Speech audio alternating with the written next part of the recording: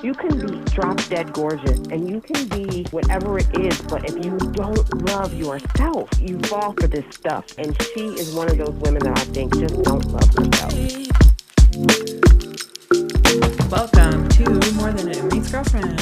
I am your host, Jay, and welcome to another episode in the series of Betrayal. You guys have been loving it so far. We've gotten a lot of good feedback, which makes us happy that you guys are enjoying the different perspective, because we don't want to only push positive, we also want to push real, and it doesn't always end up well.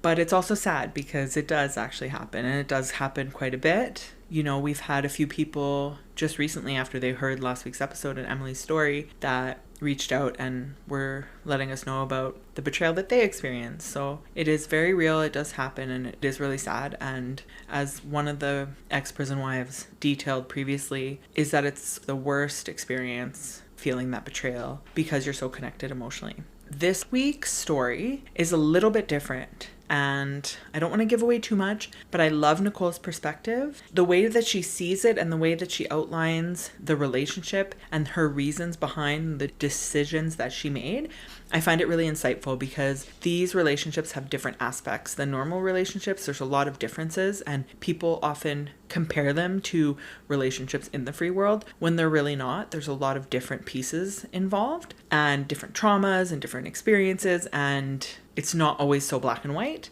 So I really appreciated having her on. Let's listen, let's not judge. She's an awesome woman, and she's got a lot of good insights. And I appreciate her sharing her story and her reasonings and where she's at in her relationship today. So before we get into that, just another reminder that we are still trying to expand and get to as many people as we can. This podcast, although this month is a little bit on betrayal and not so much the positive, we are trying to spread the word on positive relationships for the most part, and advocacy and whatnot. So please share with your friends, with your family. We appreciate all of the shares that you guys have been doing so far. Our TikTok is at More Than an Inmate's GF. Our Instagram is at podcast_prisongf. More than welcome to share, more than welcome to message us. AJ runs most of the socials most of the time, so you will probably speak to her. But we love getting the feedback. We love speaking to you. We've heard some stories this last week, and we appreciate you guys so much for sharing your stories and being vulnerable with us, because that's part of building the community, right? So thank you again for joining us on this journey, and thank you for listening, and thank you for spreading the word. And with that, I will let you hear Nicole's story. Enjoy.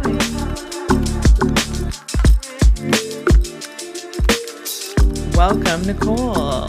Hey, thank you for having me. Thank you so much for coming. I'm so interested in speaking to you today. We were just talking about, I've been following you on TikTok and watching all your videos. So I'm very excited to have you on. So to get started, do you want to talk to me about how you and your husband met? Sure. It was during COVID. COVID kind of had just started. I was bored and lonely, and I was terrified. So dating or having people come in and out of my house, I wasn't doing that. I got online and I saw this man, and I was like, oh, he's fine. Okay. I didn't look at his time he had. I didn't look at any of that. I just put him on JPay, and that was it. And we started writing and calling and talking, and it just went from there. Little did I know he had 9 more years left. So you're like, I'm going to go online. Let's look at Bride a Prisoner?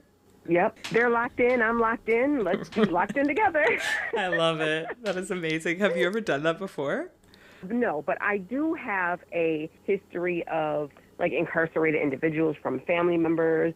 The first person that I had ever dated and had a long-term relationship with was in prison for 15 years. It wasn't something just out of the blue to me, or my family wasn't like, oh my gosh, Nicole is dating a prisoner. Oh, right. Yeah, like my family. So when you went on Write a Prisoner, it was fully for dating. You weren't looking for a pen pal. You were like, this guy's fine. I want to message him. I don't know if it was just necessarily dating. I didn't think that I would be married. No. No, I didn't think that. Something to do. And at the time, I know you've watched my videos, so you've heard me speak about loving yourself. I believe that at the time I was in a bad place mentally. The attention that he was able to give fulfilled me. And I don't know if at the time that was a good thing or a bad thing. Now that I'm married to him, it was a good thing. But at the time, finding out that he had another woman, and if I could go back, I would see the red flags, because now that I'm in a better headspace and I love myself and I love the skin that I'm in, I think that I would have saw the red flags. Right. What were those red flags that you saw at the beginning? Little inconsistencies. I don't want to put this out there as being a red flag for other women, but there would be days where he would be just in a piss poor mood. And I would be like, well, what did I do? You know, where did this come from? Now, in my mind, I feel like it was because he was arguing with her and then he would take it out on me. Or why would you call and then hang right up? Like you accidentally dialed my number. I think that's the classic, sign right there. Like you have a collect call from and then it hang up real quick because his ass dialed the wrong number. Oh my gosh. He got them mixed up. But at the time, you didn't think anything of it. No, I didn't, because I was so captivated. The attention that a man in prison can give you is crazy, you know, especially from a woman that's at home. She's scared. She's lonely. I had my kids running around, and they were babies. My sons are 8 and 6 now, so when I met him, they were just babies. Right. It was like you were getting adult conversation. Yes. I was locked in with somebody and having conversation, and it was great. What was it about him? Oh, my God. The charm was immaculate. Is it? He was definitely a charmer. Of course, because of COVID, they didn't have visits. Right. Shortly after I met him, got caught with contraband. It was whatever they make to drink. Okay, yeah. So in Michigan, you get caught with that, they take your visit. Right. So we were able to have one video visit, and that was it. The first time I met him was the day we got married. No. Wait, and how long was that after you started talking? 3.5 years. Wow. So you never met him in person for 3.5 years? No, all conversation. Because he wasn't allowed visits? He wasn't allowed visits. Wow. Nope.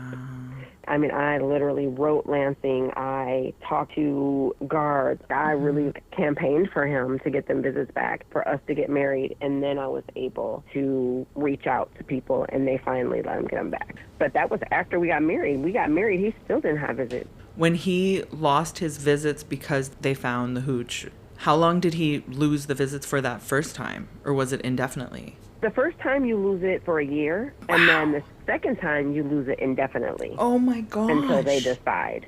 That is insane. Yep. So that's what happened here. But then when you got married, were you allowed to visit? Or was it just like when I got married? No. Yeah, same. Nope. It was 20 minutes and they kicked me out the door. Same. Horrible, isn't it? It was so awkward. It was so awkward. You have to tell me. I need to know. What was it like meeting him for the first time on your wedding day? I was so not even there for real. I was so worried about, was my makeup running? Then I kept thinking, what are you doing? What are you doing? What are you doing? At what point did you know you wanted to marry him? He would say, in the first week. But I feel like when I became engaged, when I really knew his story and knew that he is in there really, and he shouldn't be, I was like, I'm going to stick by this man, and I'm going to do what I can do to fight for him and try to bring him home and try to get this taken care of. Now, he had already been in there for 10 years when I met him. So to try to call his old attorney and try to get the tables turned and figure it out, it's not easy, and I'm still fighting now. I knew. And when you say that he wasn't supposed to be there, what do you mean? Is he wrongfully convicted? So, no. Okay. He was not wrongfully convicted, but he was 17. He robbed a pawn shop. He got like $150 or something like that, and they gave him 21 years. Now, they charged him with a double jeopardy charge. He took it in front of the Supreme Court, and they overturned the charge. Whoa. They took the charge off, but they never took him back for resentencing. What? Yes. And the charge literally held 60 points, which he would be home right now. It's When did that happen? When did it get overturned? months within his sentence. And then this is how crazy it is. They packed him up and took him down to the holding and told him he was going back for resentencing. A couple hours later came back and said, well, it was canceled. They'll come back and get you at a later date. Well, here we are, and he's 15 years into his sentence, and it still has not been taken off. And he never did anything about it? Unfortunately, financially, he did the best that he could on his own with appeals and things like that. Reaching out to attorneys is a scary thing. Oh, I because know. It's thousands Yes. of dollars. And every attorney tells you, oh, I can do this. I just recently talked to an attorney, paid him $500 to go visit my husband because he was a resentenced attorney. That was what he specialized in. Okay. Paid him $500, go visit my husband. He did that. And then came back and told me, okay, so I need $3,500 just to get his discovery and go through his paperwork. Yeah.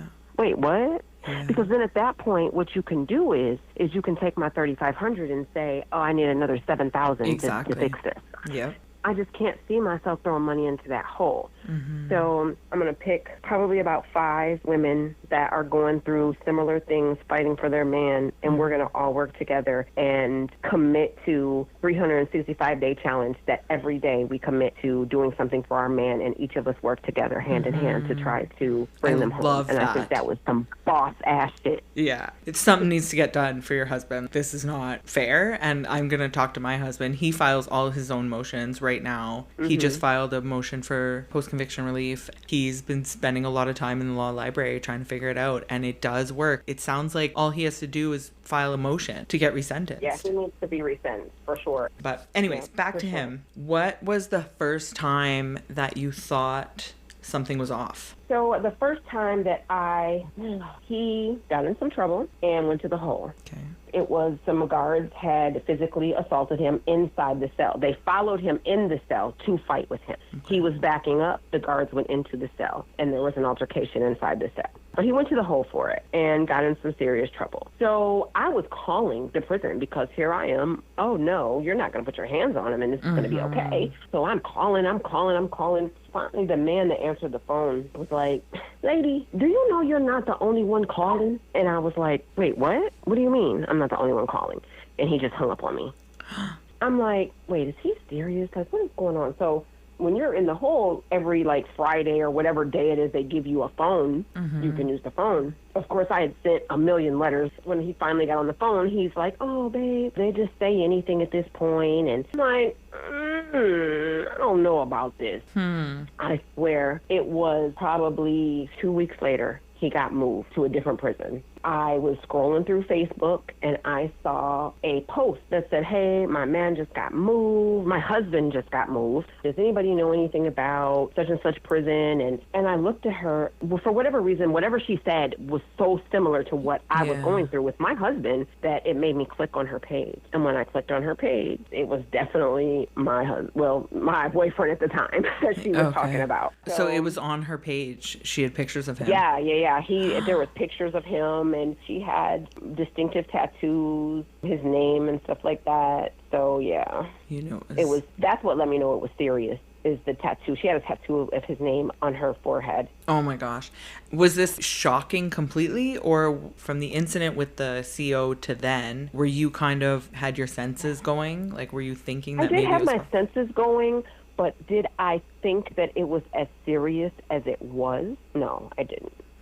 I didn't think it was that serious. I had no idea that this woman, she had been with him, I think, a year or two before me. They fell out. He got back on Write a Prisoner, met me, and then she popped back into his life, and he never told the two of us. He just kept us both. Wow. And, yeah. What did you think? What did you feel? What were you thinking? I was devastated. I was broken.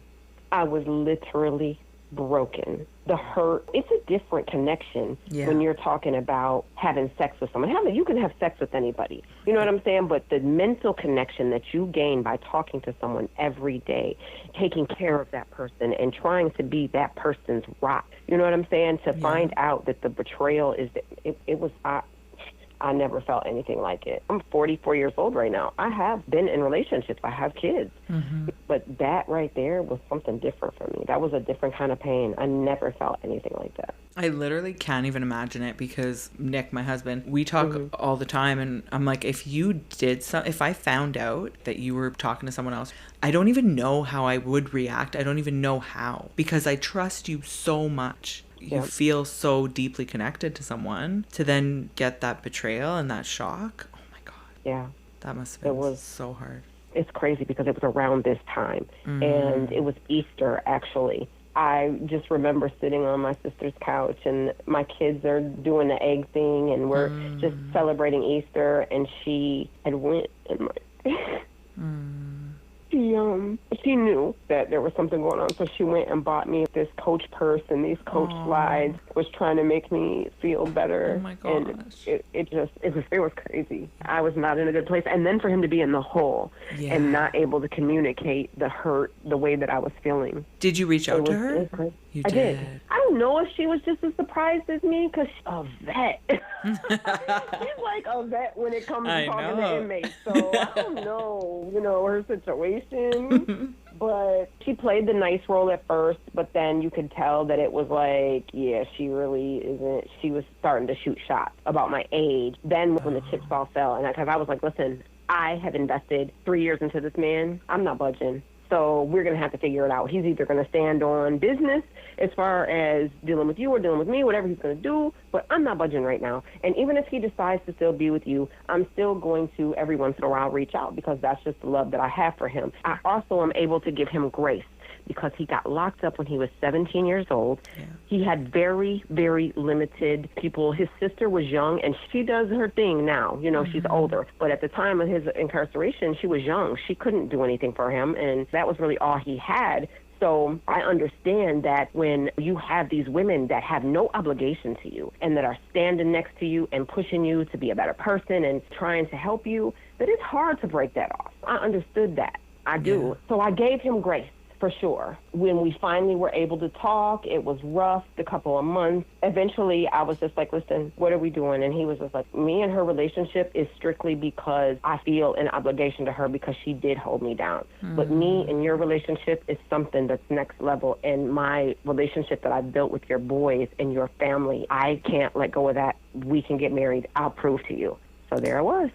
So that's how he proved it, was I'll marry you. Yeah. I want to marry you. I don't know. And I'm not going to necessarily say he proved it. If you see my TikTok page, we still have issues with her. She still pops up from time to time. And that was a while ago, too. What made you believe him over her? Was it the way she was acting? Yes, for sure. Because there was things that she was doing, like she's a master at manipulating things. She manipulated a JPay. She copied and pasted things and said it came from him.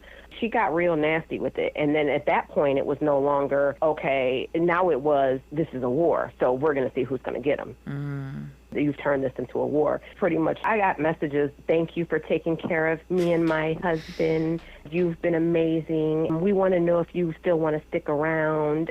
Oh, my gosh.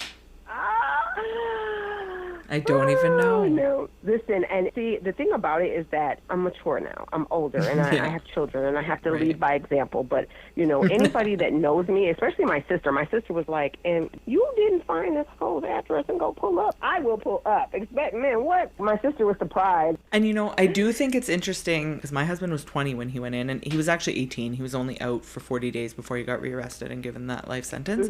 But he's like, it's a different world in here. He's like, I'm not trying to justify people's actions in cheating, but like you said, your husband was 17, and there's that navigating the situation and not knowing who's real and who's not, and plan B, just having that fear of being left by the person that you care about and having someone there in case. And there's so many more things, and I don't mean to give them more grace than a man that's free, but I did find it interesting, and actually talked to a friend of mine who's not related to anybody who's incarcerated, has nothing to do with them, and she was like, well, I understand where he's coming from. And I'm like, what?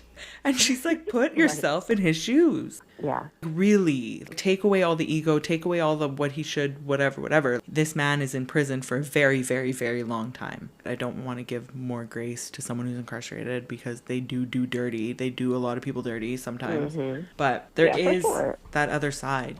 Did you blame yourself at all? So I don't think I blamed myself, but I was just kind of in this state, like, how stupid can you be? Right. Everybody told you this. There was men that I knew out here for years that wanted a chance to date me, and I'd be like, no. I didn't blame myself, but I definitely was hard on myself about it. Right. And wanted to change. I went through a serious depression because this girl was younger. She's a very beautiful girl, real beautiful girl, younger. She could give him babies when he came home. That might not be something I can do. I was hard on myself, yeah. That makes sense. I get that. It also is normal, even if it wasn't cheating, to look at people's exes too. Did you think about leaving? Yeah. Oh, yeah. Yeah, of course. So I thought, this is what I'm going to do. I'm going to walk away, and every once in a while, I'll reach out to him. I can't just forget our whole relationship and all the things that we did share and the ups and downs and the tears and the things that we shared. I lost my mom. My mom passed away of COVID, so he was there for that. Shit. You know, I couldn't just walk away for real. I knew that I would have to accept the fact that if he chose to be with her, that that would be just something that I would have to accept. Yeah. But here we are. But you decided not to. How did you work through it together as a couple to get through this? This is really crazy. It's probably so corny, and I don't even know if other women do this, but we did these workbooks. Oh. Like, I ordered them on Amazon and had him sent to him, like relationship workbooks and strategies, and it helped, but at the same time, I'll say after we got married back it was last year, August, him and her were back talking again. How do you know? Because I know things.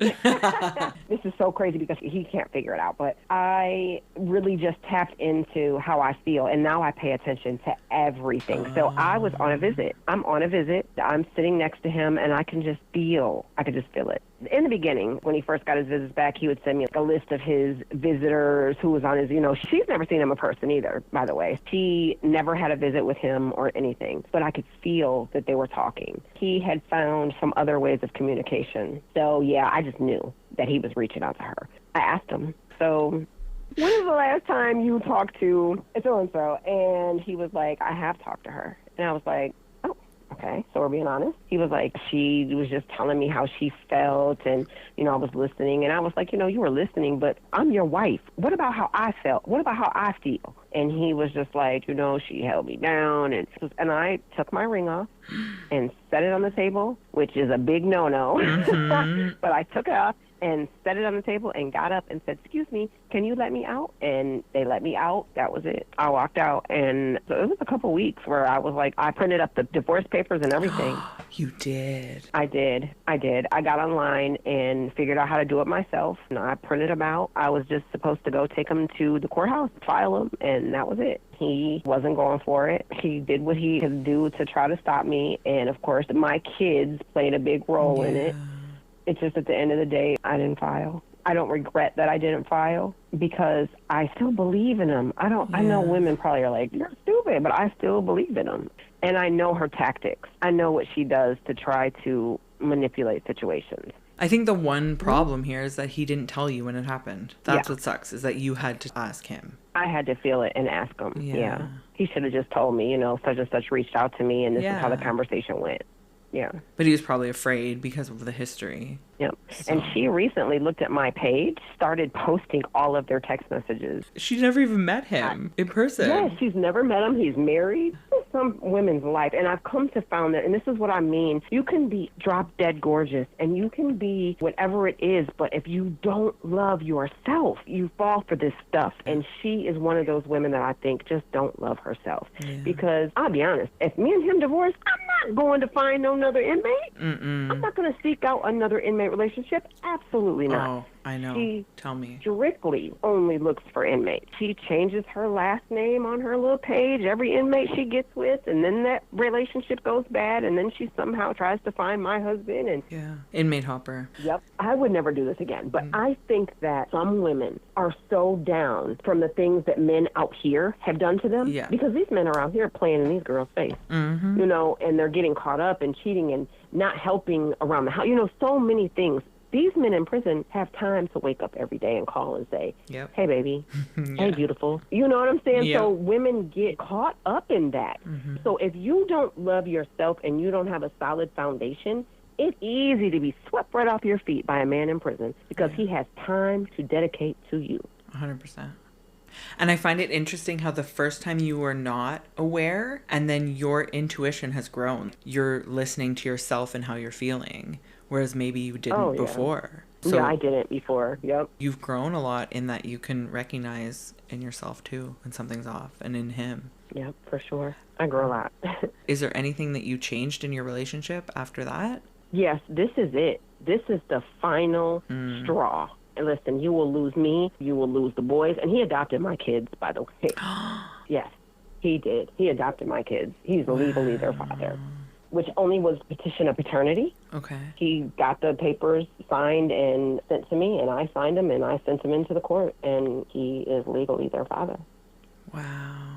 So that adds an extra layer for you. Yes, that's extra BS I would have to go through. At that point, there's no turning back from that because we both had a notarized signature that said he is their father. They now see him as their father, so you don't want to take that too away. Yeah, and they were babies when I met him. They were little, so that's all they know. Yeah. That's all they know. Yeah. So you're going to be the man that I need you to be and that these boys need you to be. He has a daughter that I'm crazy in love with. He lives like an hour away from me. She's a couple months old when he went to prison. Oh my gosh. You know, I'm trying to build a relationship with her and step in as her father. The things that he can't do. The mom and I get along. We communicate when his daughter needs something. Oh, sure, no problem. Here you go, whatever. Because I do for my kids. So I feel like she should have the same. So many different aspects to our relationship that made him make the decision he made. So now you got to stand on it. Yeah. Now there's no way she can reach out to you, pay you or whatever, and you respond. Because if you do and I find out,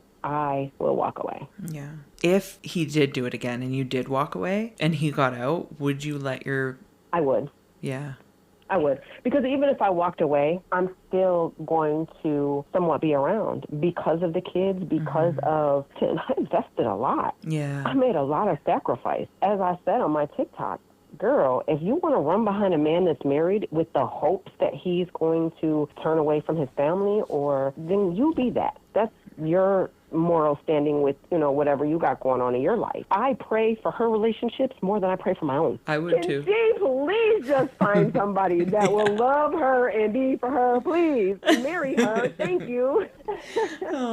I respect that a lot because he made that commitment to be their father, regardless of what happens with you two. Lightly. Yeah. People get married all the time for maybe the wrong reasons. People get married for the right reasons with good intentions, but it just doesn't work out. But when you involve kids and you make a commitment to children, listen, if you screw that up, your karma is going to be so bad. Yeah. Especially when you decide to take on these kids and you make that conscious decision to go through the courts. What a nice thing to do. He made that choice consciously that he wants to be there for your kids no matter what. Yeah. So if someone was in a similar situation with everything that you've learned because you have been through it, what would you say to them? What would be your advice? My advice would be, if it is worth it, if you have dedicated an honest dedication, where I see some women that deal with men in prison and they're still out here doing whatever they're doing, sleeping around, having a great old time, and then pretending. If you're doing that, if he's cheating on you or you feel some type of way, just walk away. It's not worth the headache, for sure. It's not worth the headache. But if you have dedicated yourself and you have really took a stand on being with this man, caring for this man, going through the ups and downs, going to the whole loss of privileges, sending money, this is like a whole separate bill. This isn't easy. Financially, I could sit at home and be fine as far as my money goes. But I choose to get up and go to work because I know I have an extra person that I have to take care of. So if you are that dedicated, hold on to what you got and fight for it. And if in the end your fight was in vain, let it go. Let it go because it's more of a headache. But if you really you built a foundation, take it into consideration what he is going through as well. I like that. If you love someone, you do that. You make sacrifices. So first things first, if you don't love yourself, you will easily get swept in and taken advantage of. You won't even see it. You'll be so captivated by them phone calls and them JPays and them sweet letters and them cards with the little teddy bears and the angels holding roses. And you have one of those too? You will get so captivated in that you won't even see what's really going on. And it's not a good road. Do you think this process has gained your self-love and your self-worth? Yes, absolutely. Yeah. After the depression, after the, oh my God, she's so pretty, and her coming for me, you're old, thanks for taking care of our family, that shit broke me. You can't have kids with him. You can't give him babies. I can. I'm his age. By the time he comes home, you're going to look like an old hag. And listen, that broke me. But at the end of the day, after that depression and after all those things, I was like, girl, you're a boss ass out here. Stop playing. Don't let that girl do that to you, because look at your credentials. Look at everything you've been through. Look at everything you've been to that man. You know what I'm saying? Like, there's no way she could take any of that from you.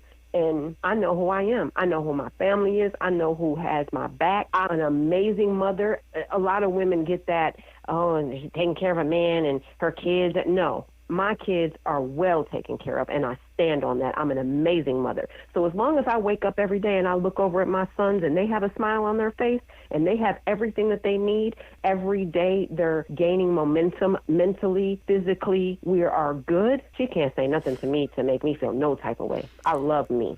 How did you get there, though? Because there's so many people that I think are listening to this and might be struggling with that and want to be what you are just saying about yourself. They want to feel that way. How did you get there? Self-reflection? Yeah, I had to. Yeah. I had to, because I was ready to fall apart. Just no. You can't. You can't fall apart, because I do have these kids and I do have commitments to my family and things that I have going on that don't involve him.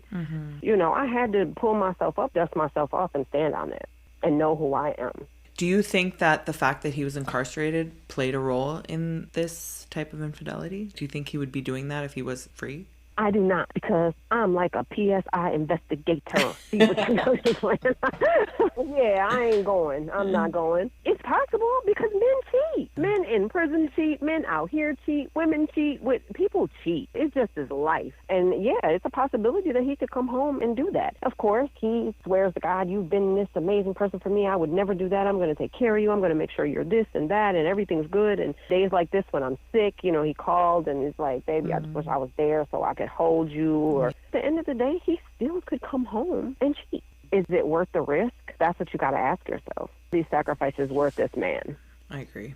And I always think people just tend to self-reflect on themselves when their man cheats or whatever. And sometimes you might play a part in it, for sure. But I feel like if you're giving love and you're giving faithfulness and all this stuff, at the end of the day, it's his loss. And you did nothing wrong. You were vulnerable. You gave everything you could to this relationship. You are capable of doing that to another relationship, whereas this man just lost out on probably the best thing that's ever happened to him. And he knows it. That's the thing, is he really lost. And he knows that if I walk away, he really lost. So he can play, or, well, I don't care, go ahead and leave. And okay, don't answer the phone no more. I'm not going to call. So many times I've been told, I won't call no more. Just don't reach out to me. Okay, fine. And then, you know, an hour later, he's calling back, or I'm getting on JPEG. But at the end of the day, he knows, no matter what he says, when we're in the heat of an argument, that if I walk away, he loses big time. Yeah. It's not just a financial thing, because I work every day. I'm an average person. I'm not rich. Yeah. You've got your own side hustles, that's for sure. Yeah, for sure. My husband told me one time, I remember when he was like, I'm just not going to call anymore. Like, you don't care. And I was like, okay. And he was like, you just say okay? I'm like, yeah, don't threaten me like that. Okay, then don't call me. And then he hung up the phone. Then 10 minutes later tried to call back. And it was the first time, and probably the only time, where I didn't pick up knowingly. He sent me a message and he was like, I need you to pick up right now. Please just pick up the phone. And I picked up the phone and he's like, I promise you, I will never do that again. And he never has. And I talked to him later on about it, and I was like, how come you never did it again? And he was like, because I recognized that if I didn't change, I was about to lose you. I knew you would not tolerate that type of behavior. My partner better be elevating my life, not diminishing from my life. So if that's what you were going to do, no. So here we have, in Michigan, they can't use the phones back to back. So if they use their PIN and they're able to call, they can't call again for another 15 minutes. Oh. And usually there's a phone line. I'm always 100% sure, I don't care how long the phone line is, that in 15 minutes, he's going to call. So yeah, where are you guys at now? How's your relationship now? Do you trust him? I trust him. I do. Putting those divorce papers together, I think showed him like, oh, she's really not playing. I have to, because if I don't, I'll just drive myself freaking crazy. Agreed. Did you forgive him? I forgive him with stipulations. You got to stand on what you're saying to me. You have to. And you trust it at this point? I trust it at this point. Yeah, I mean, pay attention to my own mental health. And if I'm constantly running up behind him, trying to see who he's talking to, and the prisoners are only allowed 7 visits a month. Okay. I know how many visits you had this month. Don't play with me. It's crazy because there's not really a lot you can do to find out because they have access to their little JPays. And, there's always, I always used to worry about their bunkie because I feel like if they have a girlfriend, they have friends. Right. So I used to be like trying to get cool with this monkey's girlfriend. Like, girl, you need a ride? Oh, okay, I'll take you up there. I love it. It's a good point. That's a very good point. Is there anything that you feel like you've missed or any other kind of advice or anything that you want to say about that topic before we get into your hustle? No, go ahead. No? Okay, all right. We, as a small business ourselves, love promoting and want to promote as much as possible other people's businesses or their endeavors or whatnot. You have a very interesting one that I really want to talk about. So can you please talk about this whole project that you've got working on right now? Yes. So, okay, tied in. I came up with this idea one day. Rate a Prisoner is expensive. So much. And, oh my gosh, they charge you for extra words that they want to write on their profiles. They charge you for extra pictures. Everything is a charge. And I get it. They're a huge company and website, and I get it. That's cool. But I want to stay in my own lane, and I want to not charge as much. I want it to be affordable, even if it meant doing a monthly subscription, $12 a month. I think that's what I got it at. Yep.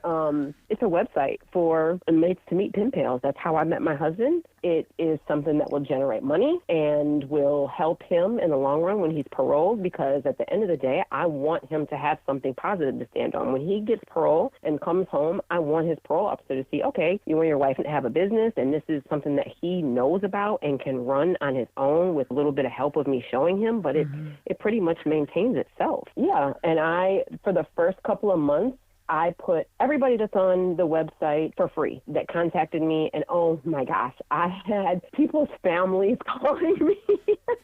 I have a list for you. My husband today, he was like, fine. Are you talking to the girl with the website? And I'm like, yeah. He's like, can you tell her that I have a few people that want to be on it? And I'm like, yes.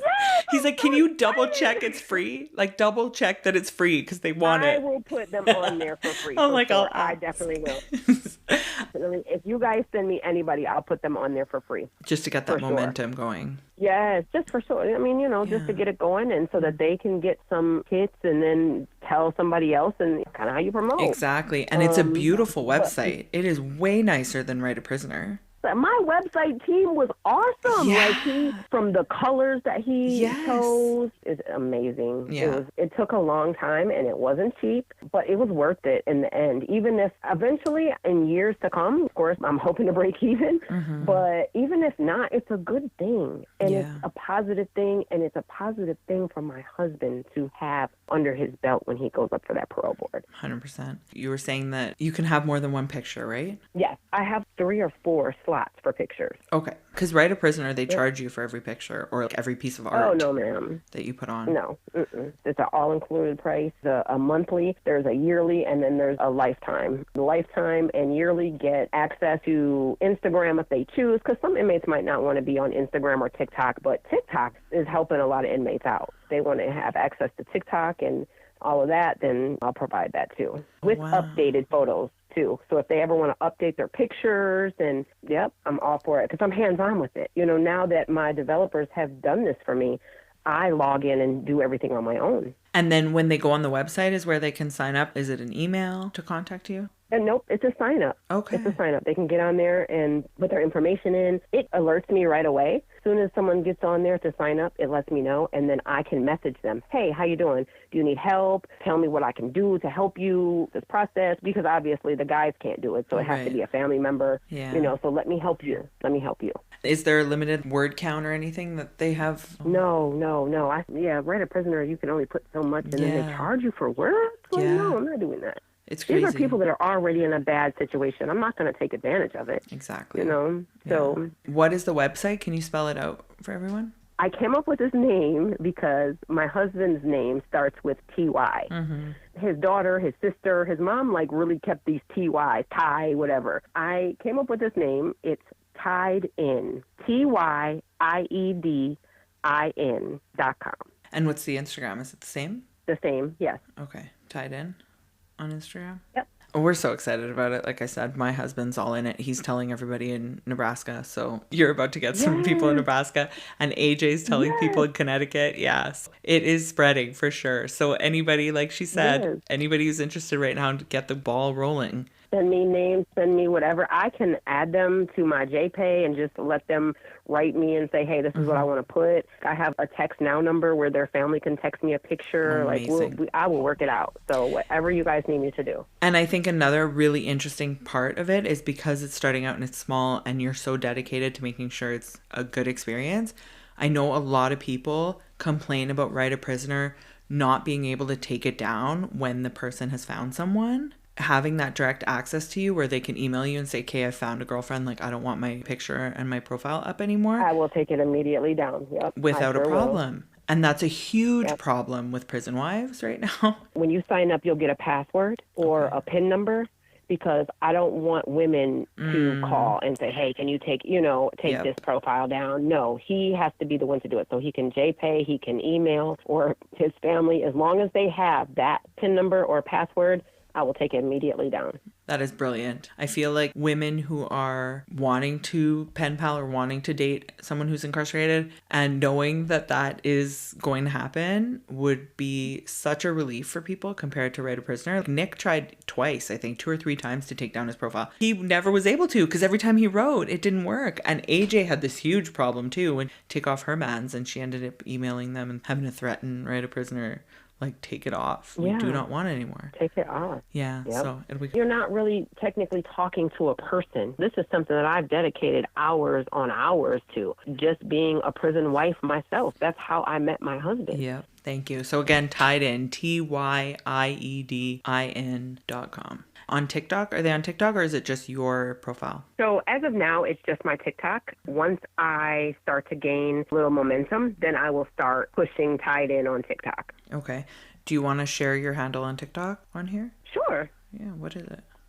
It is Prison Wife Life. I think something like that. Prison Wife _ Life, LYFE. On TikTok. She is great. Let me tell you, I love watching her videos. So I find you very engaging because TikTok's not my favorite. AJ's more of the social media person. I wish you all the best with this website. Like I said, we'll be sending you stuff. I hope that more people from here will be sending their men's friends to post some profiles and their girlfriends to look up people, and hopefully you can make some matches. I hope so. We're going, yeah. I really appreciate your insight on your experiences and how you got through it and the advice that you're able to give people. So thank you so much. Thank you. Thank you for having me, allowing me to tell my story.